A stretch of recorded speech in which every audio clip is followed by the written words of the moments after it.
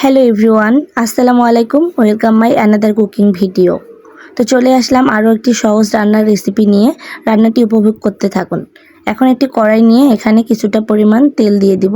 তারপরে এখানে আমি 1 কাপ পরিমাণ পেঁয়াজ কুচি দিব। পেঁয়াজ কুচিগুলোকে হালকা ব্রাউন কালার পর্যন্ত ভেজে নেব। আপনারা যারা আমার চ্যানেলে নতুন এসেছেন অবশ্যই আমার চ্যানেলটিকে সাবস্ক্রাইব করে দিবেন, দিয়ে আমার পাশে থাকবেন।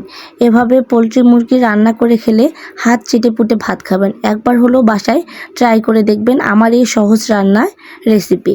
তারপরে এখানে আমি কিছুটা পরিমাণ আদা রসুন বাটা দিয়ে এগুলোকে আরেকটু ভেজে পানি দিয়ে দিব। তারপরে এখানে আমি লবণ মরিচ গুঁড়ো এগুলো স্বাদ মতো ব্যবহার করব।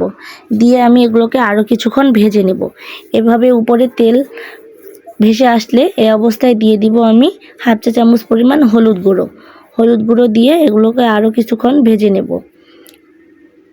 ঠিক এভাবে আমি যেভাবে ভেজে নিচ্ছি অবশ্যই আপনারা চেষ্টা করবেন এই পোলট্রি মাংস রান্নায় আপনারা মশলাটাকে যত ভালো করে কষাবেন রান্নার টেস্ট তত গুণ বেড়ে যাবে। তাই আমি খুব ভালোভাবে মশলাটা কষিয়ে নিয়েছি।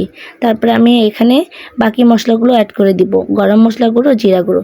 তারপরে মাংসগুলোকে দিয়ে দিব। দেখেন কতটা পানি বের হয়ে এসেছে। অবশ্যই আপনারা পোলট্রি মুরগি রান্না করলে মাংসের পানিটা ঝরিয়ে নেবেন।